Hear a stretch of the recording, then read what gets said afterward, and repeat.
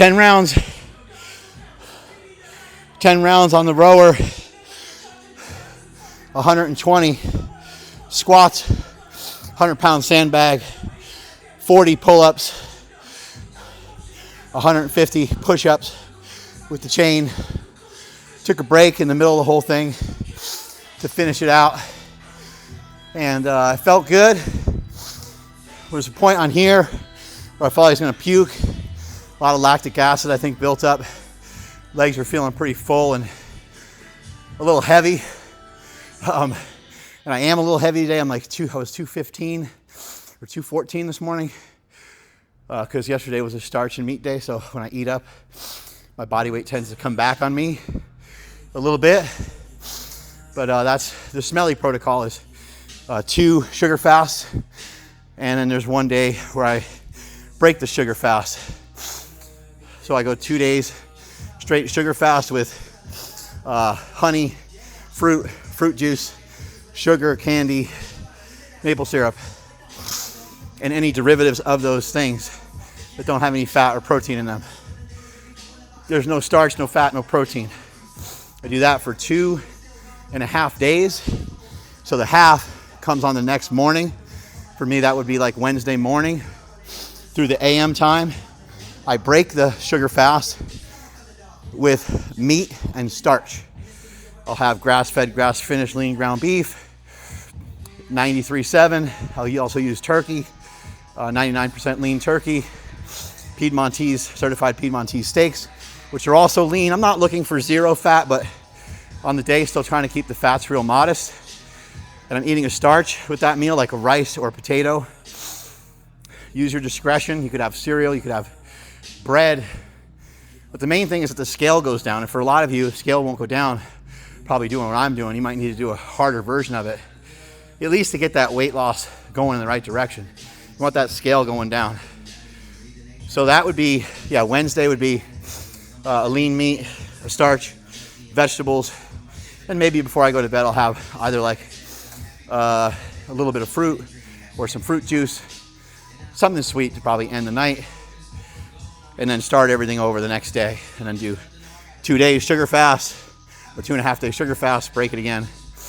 And then there is room potentially for like a cheat. I'm saying maybe on that 7th day you have a cheat. I haven't done that yet because I'm on a mission to get to 200.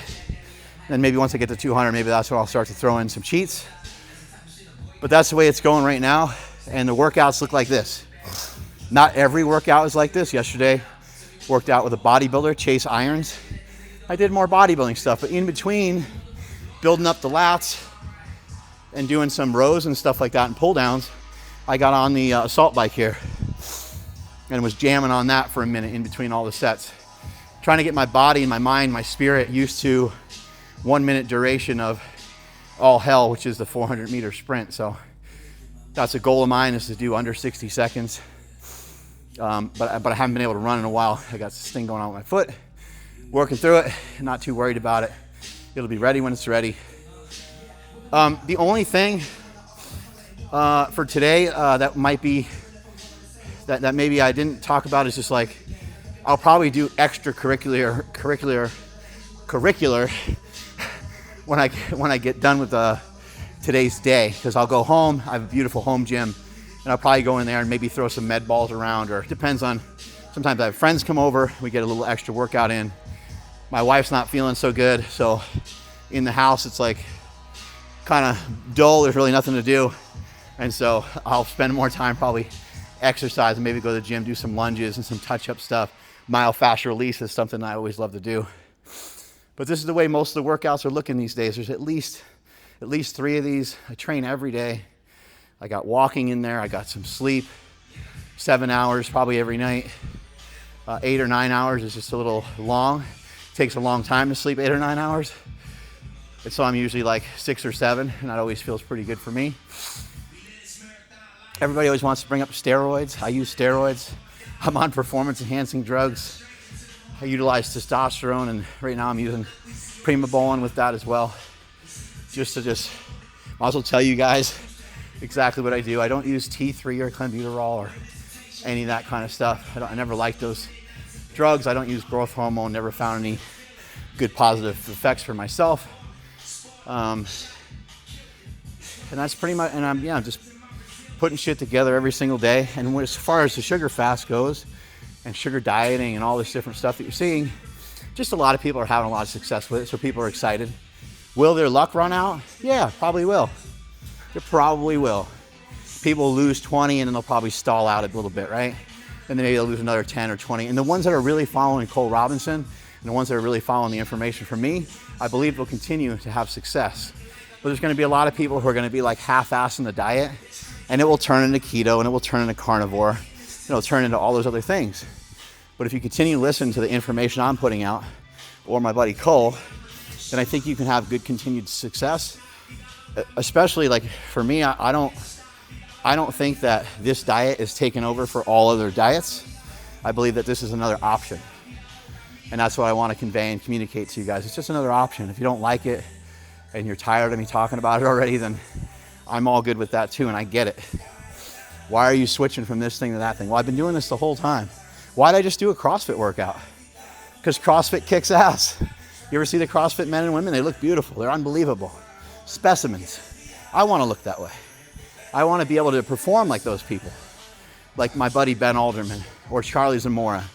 These guys are really well-rounded. Charlie does jiu-jitsu. He's really prolific with some Olympic lifts, strong on the deadlift. He's a big, strong guy who's fit. He's in good shape. I admire that. I think that's awesome. And for me, for a long time, I was mainly just a power lifter, but I used a lot of bodybuilding techniques when I was powerlifting. Do you know the countless techniques, methods, strategies, and programs I've utilized within my powerlifting career? There were so many.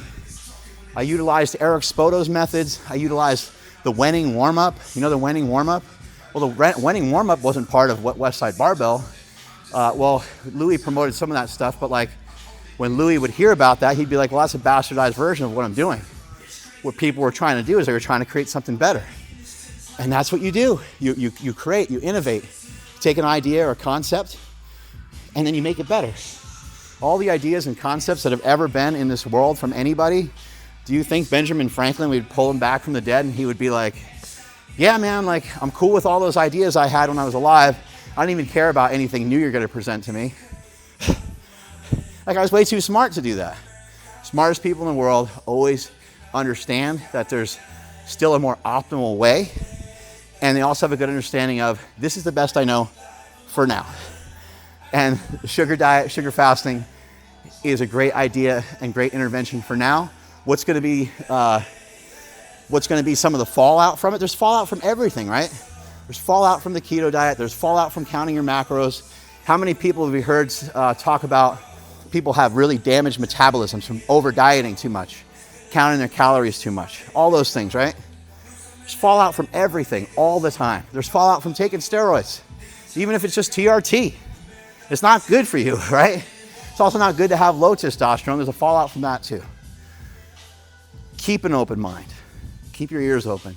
Keep your eyes open. Otherwise, you might be missing out on something that could change your life forever. And if it changes your life, imagine the impact it will have on the people that are closest to you, the people that love you the most, and the people that you love the most. Strength is never a weakness. Weakness is never strength. Catch you guys later. Bye.